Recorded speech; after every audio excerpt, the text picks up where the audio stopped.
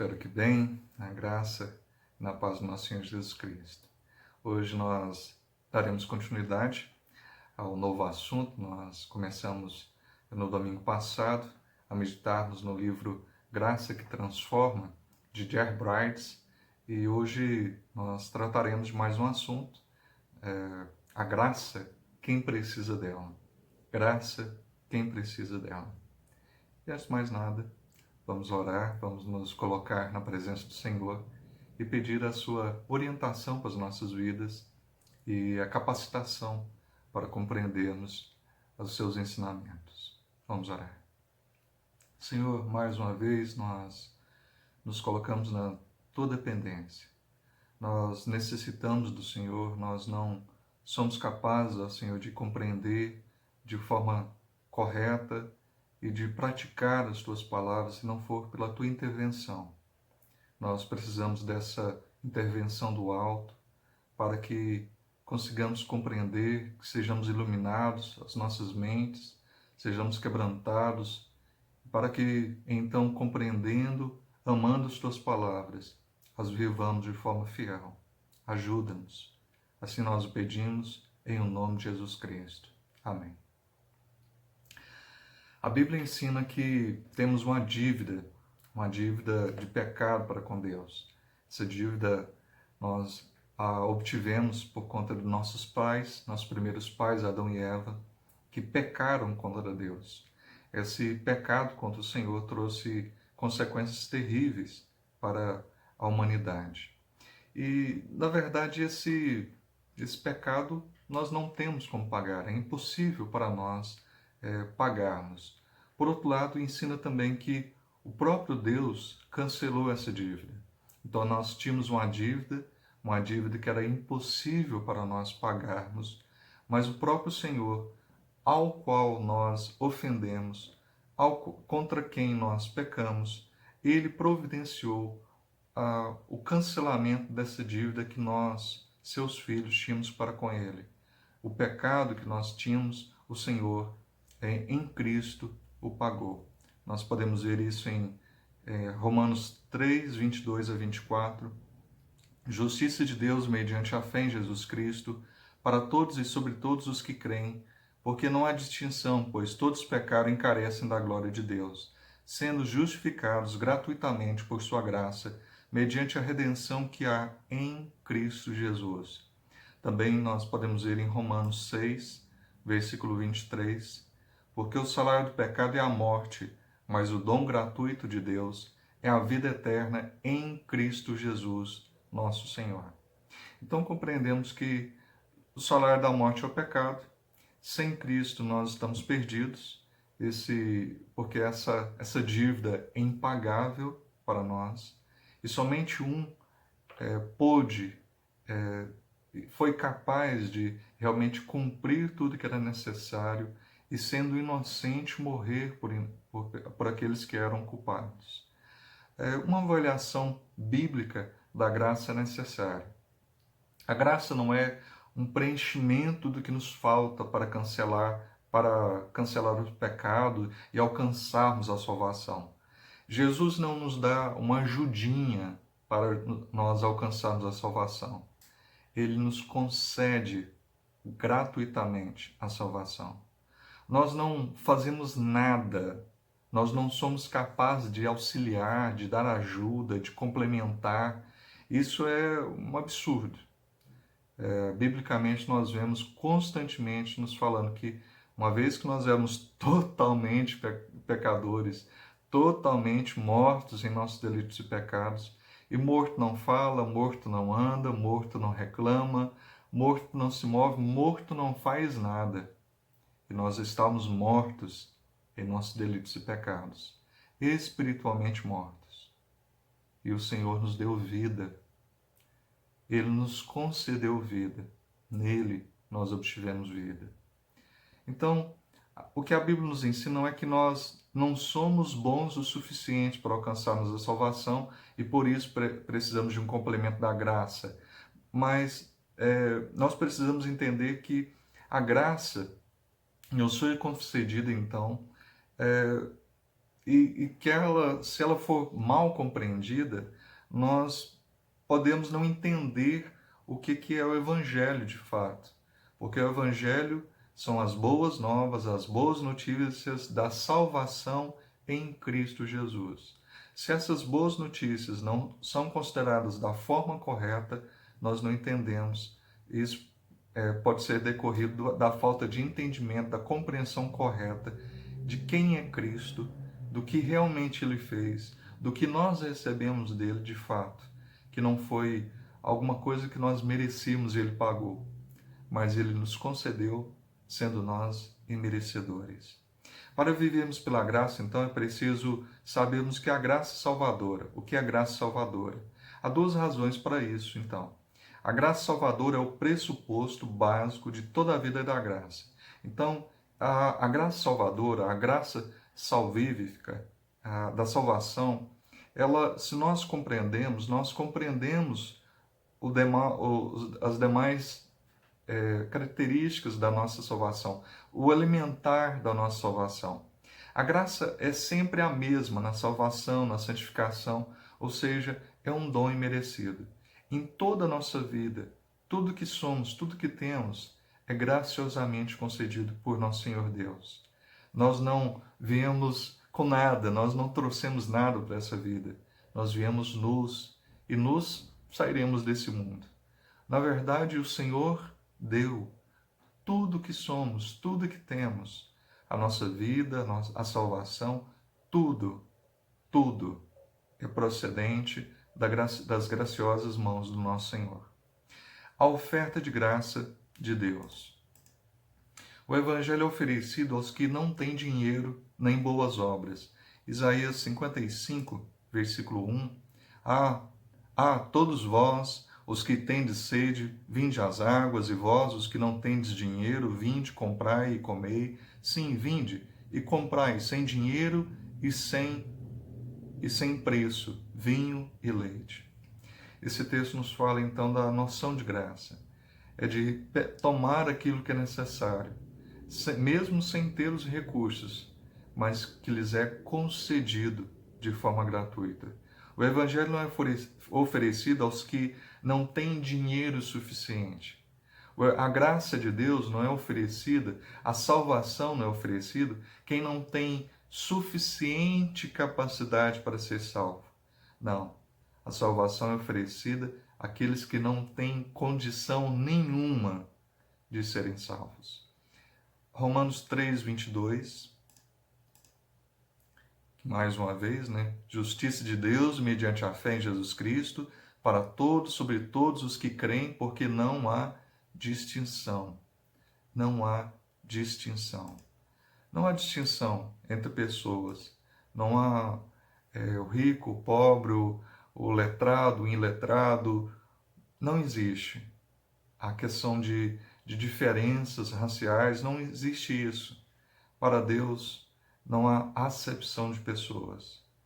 Todos pecaram e carecem da graça, do favor, da glória de Deus. Todos nós carecemos do agir do Senhor. Nos Estados Unidos tem o famoso Grand Canyon. E o Grand Canyon ele tem em torno de 40 quilômetros de largura. Imagina alguém que se depara ali com aquele penhasco, né? Tem aquela montanha, entre uma montanha e outra, tem aquele desfiladeiro, aquele buraco imenso e 14 quilômetros de distância, né? Entre um e outro extremidade. E se você consegue pular 2 metros ou 10 metros, não vai fazer diferença nenhuma. Você vai cair do mesmo jeito. Nós somos assim. Nós não, ainda que nós corramos muito, então não é quem corre mais, quem tem um pouco mais de conhecimento. Não. Todos nós somos incapazes, pela nossa própria capacidade, de alcançarmos o favor de Deus.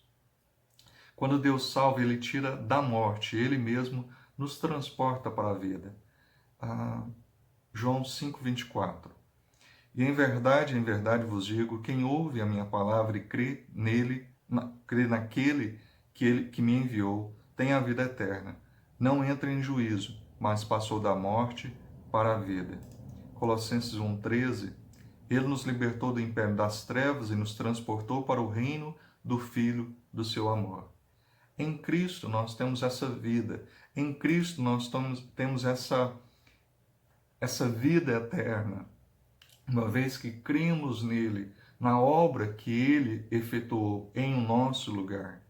Segundo Paulo, em Romanos 3,23, como já lemos, ninguém consegue atravessar sozinho, por seus próprios esforços. Somos incapazes. O abismo que o pecado colocou entre nós e Deus é muito maior que o Grand Canyon, muito maior que 14 quilômetros. E não adianta tentarmos alcançar Deus pelas nossas próprias condições, pulando ou fazendo qualquer outra peripécia. Nós não alcançaremos ao Senhor. Não há como subir aos céus, buscar a salvação. Não. A salvação desceu dos altos céus. Assim como um dia o Senhor mandou maná sobre Israel durante ali 40 anos, o Senhor, em determinado momento da história, então, enviou o pão do céu. O nosso Senhor Jesus, que é o pão da vida. Então, nós vemos que ninguém foi lá buscar o maná, assim como ninguém foi lá buscar a bênção para as nossas vidas, que foi Cristo Jesus, e tem sido. Mas ele veio em nosso favor, o Deus conosco. Fomos destituídos, não alcançamos e carecemos de sua glória. Estamos completamente falidos em sua presença. Nós não temos, nós não somos pessoas que estamos mais ou menos em perigo de falência. Nós somos totalmente falidos. Espiritualmente, em toda a nossa vida, fomos afetados realmente, em todas as dimensões, pelo pecado. E carecemos, então, desse agir do nosso Senhor. As pessoas olham para o pecado e simplesmente acham que é um abismo, às vezes, estreito, o suficiente para elas tentarem pular. E alguns acham isso, né? Não, eu só preciso de um empurrãozinho, preciso de uma ajudinha. Não. Não adianta ajudinha, empurrãozinho. As tentativas todas serão falhas. Todos estão condenados se não estiverem em Cristo. Quem tem o Filho tem a vida. Quem não tem o Filho não tem a vida. Simples assim. João assim nos revela através das Escrituras Sagradas.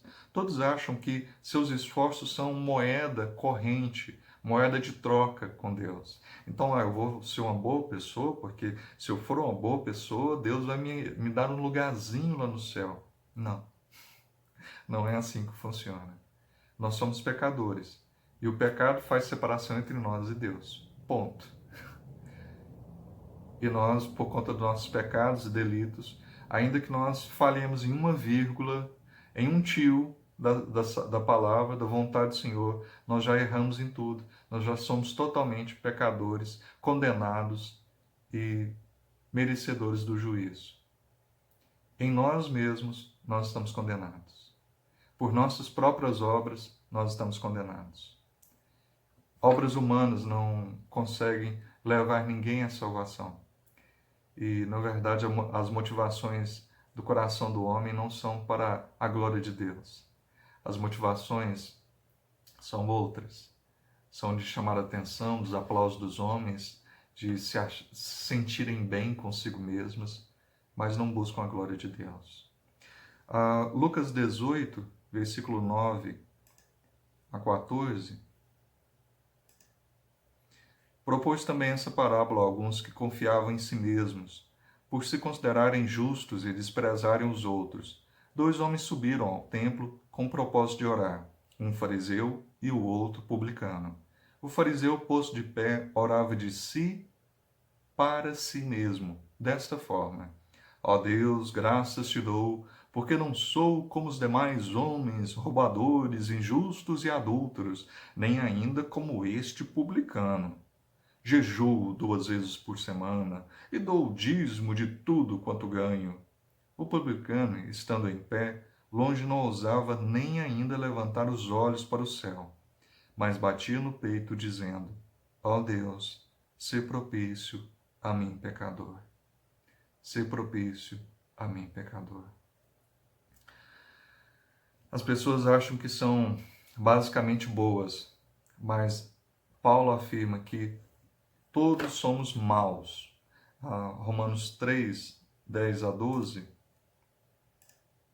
Romanos 3, 10 a 12, como está escrito, não há justo nenhum sequer, não há quem entenda, não há quem busque a Deus, todos se extraviaram a uma, se fizeram inúteis, não há quem faça o bem, não há nenhum sequer, não há nenhum sequer que faça, que pratique, que busque o que é correto, o que é bom. E por isso sabemos que somos totalmente falidos, como já o disse. Tanto os judeus moralistas quanto os ímpios perversos estão debaixo da mesma condenação.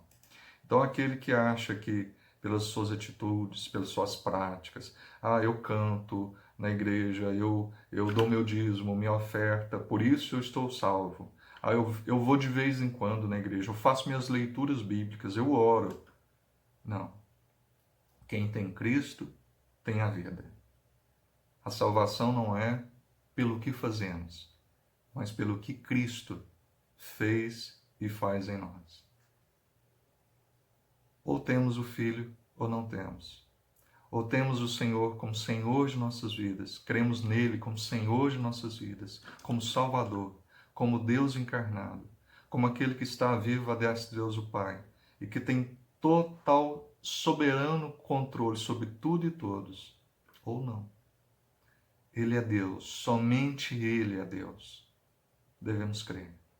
Romanos 3, 9.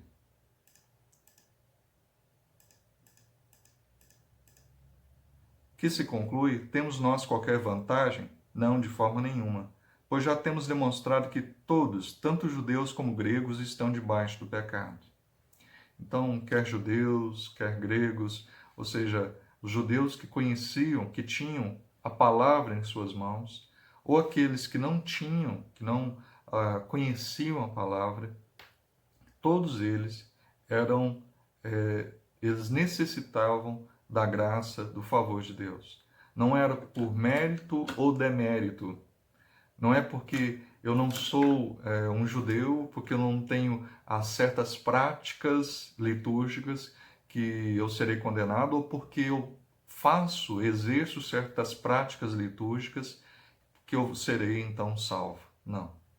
Na definição de Paulo, nós somos todos maus e está fundamentado então nessa alienação, nessa rebeldia causada pelo pecado entre os homens e Deus.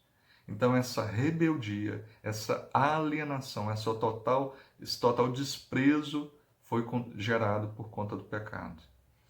Seguindo o nosso próprio caminho. A essência do pecado é seguir o próprio caminho.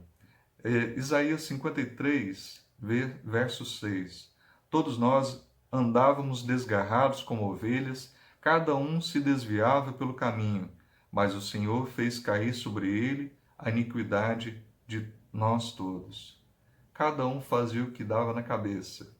Cada um fazia o que estava no seu coração. Como muitos dizem, né? Vou viver segundo o meu coração. E a Bíblia fala que o coração é enganoso, assaz maligno, perverso. Sim, um coração que não é cheio, guiado pelo Espírito Santo. É um coração que vai sempre buscar coisas, valores que, na verdade, agradem ao próprio eu e que não, basicamente, sejam para a glória de Deus, que agradem ao Senhor de fato. Tem muita gente matando, traindo e fazendo coisas absurdas, supostamente por amor, supostamente porque querem ser felizes. Então, essa condição é custosa. Mosquitinho aqui. As pessoas não são pecadoras por causa de eventos acontecidos em sua infância, mas porque já nasceram debaixo do pecado, com uma natureza humana corrompida e corrupta. Salmo 51, versículo 5. Eu nasci na iniquidade e em pecado me concebeu minha mãe. Davi falando, eu já nasci pecador. Não é que depois que eu nasci eu pratiquei alguma coisa, não. Já existia uma condenação, nós já temos uma sentença antes mesmo de nascer, porque uma vez que Adão pecou, toda a humanidade pecou. Então nós temos uma sentença de morte sobre nossas vidas e também temos uma disposição em buscar, em praticar aquilo que não é do agrado do Senhor, o pecar contra o Senhor. As pessoas estão dispostas a aceitar que não são perfeitas e que têm falhas e derrotas. No entanto, as Escrituras afirmam que ser pecador é mais do que aceitar deslizes momentâneos, falar assim, não, de vez em quando eu dou uns foras, eu erro de vez em quando. Não, não é de vez em quando. Nós pecamos constantemente. Nós erramos. Ser pecador é ser transgressor, é iníquo. Levítico 16, 21. Arão porá ambas as mãos sobre a cabeça do bode vivo e sobre ele confessará todas as iniquidades dos filhos de Israel, todas as suas transgressões e todos os seus pecados, e os porá sobre a cabeça do bode e enviá-lo-á ao deserto pela mão de um homem à disposição para isso. A noção de bode expiatório era algo cerimonial no Antigo Testamento. Então, cerimonialmente, simbolicamente, os pecados ali recaíam sobre o inocente. Assim também foi feito com nosso Senhor Jesus Cristo. Os nossos pecados, as nossas iniquidades recaíram sobre sangue inocente, sobre um inocente. Só que o nosso Senhor foi o perfeito sacrifício, o perfeito intercessor.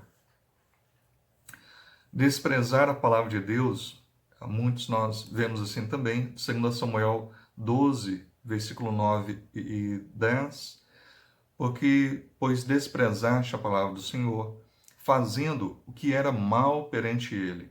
A Urias, o heteu, feriste a espada, e a sua mulher tomaste por mulher, depois de o matar com a espada dos filhos de Amon. Agora, pois, não se apartará a espada jamais da tua casa, porquanto me desprezaste e tomaste a mulher de Urias, o heteu, para ser tua mulher. Então, também o pecado é essa transgressão que recai sobre nós, também essa rebeldia, esse desprezo para com a palavra de Deus. Aqui está falando de novo, de Davi, que realmente demonstrava conhecia a palavra do Senhor, mas se indispôs ali. Davi então se indispôs a obedecer, cumprir a vontade de Deus, a sua palavra que ele bem o conhecia, e quis então satisfazer a vontade da sua própria carne, e assim pecou contra o Senhor. Rebeldes, quando se come em um lugar que Deus ordenou para comer ali também, nós vemos a citação de 1 Reis 13, 21, e clamou ao homem de Deus que viera de Judá, dizendo, assim diz o Senhor, porquanto foste rebelde à palavra do Senhor, e não guardaste o mandamento que o Senhor teu Deus te mandara. Então, esses textos são textos que nos falam dessa rebeldia para mostrar a definição de pecado de Deus. É mais profunda do que a maioria das pessoas imagina. O pecado é a rebeldia contra o Criador, soberano, contra aquele que é o juiz de todo soberano, o rei juiz do universo. O pecado resiste à prerrogativa divina de exigir obediência de seus súditos. Então reside nisso, de que o Senhor exige de nós perfeita vida, perfeita, correta vida. Rejeitar a lei divina justa, santa e boa, trocando-a pela própria vontade, pela desobediência, é o pecado. O pecado não é apenas ato, mas também atitude de ignorar a Deus, a sua lei. Ainda mais, o pecado é um estado do nosso próprio coração, um coração arredio, uma condição do nosso ser interior de corrupção, de vileza, de insubmissão e sujeira moral na presença de Deus. Zacarias 3, versículo 1 e 4.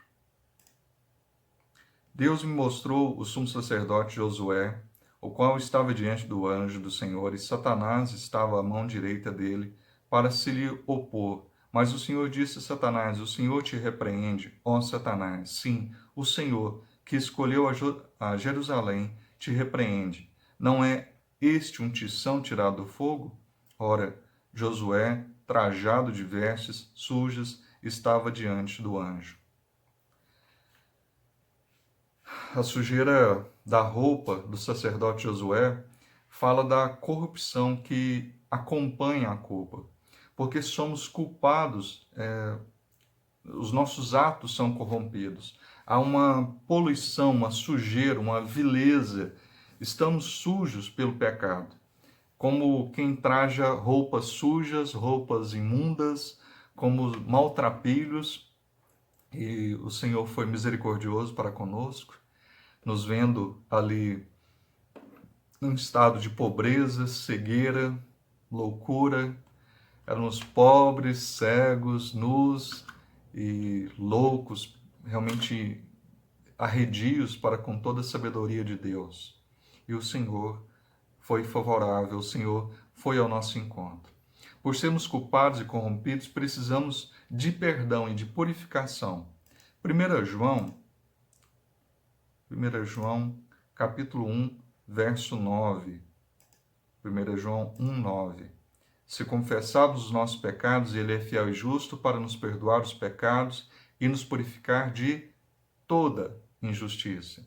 O Senhor lá no sacrifício de Cristo não perdoou alguns pecados, não nos purificou de alguma injustiça, perdoou todos os nossos pecados e nos purificou de toda a nossa injustiça.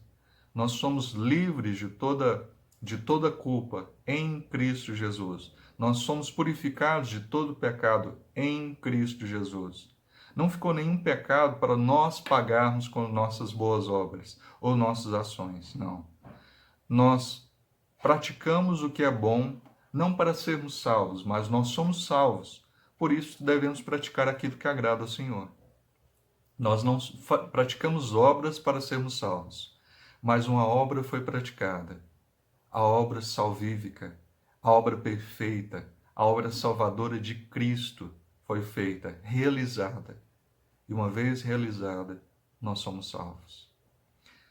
O publicano na parábola não pediu que Deus compensasse suas faltas, mas que tivesse misericórdia dele, pecador. E o Senhor então fala do publicano e fala que esse saiu justificado. Sê propício a mim, pecador. Ele não fala: Senhor, tem paciência para que eu consiga lhe agradar, para que eu consiga ser uma pessoa melhor. Não. Sê propício a mim, pecador. Nós não nos tornamos pessoas melhores e buscamos a Deus. Nós buscamos a Deus e Ele nos transforma em pessoas melhores. Pessoas não que agradem ao mundo, mas que agradem a Ele. E, na verdade, o padrão de moralidade é muito superior ao do mundo. Seremos pessoas muito melhores nesse sentido. A graça descrita nas Escrituras, então, pressupõe a queda, a culpa, a completa corrupção. Os homens que são salvos por meio dela são caídos, indignos e suscetíveis à ira eterna de Deus.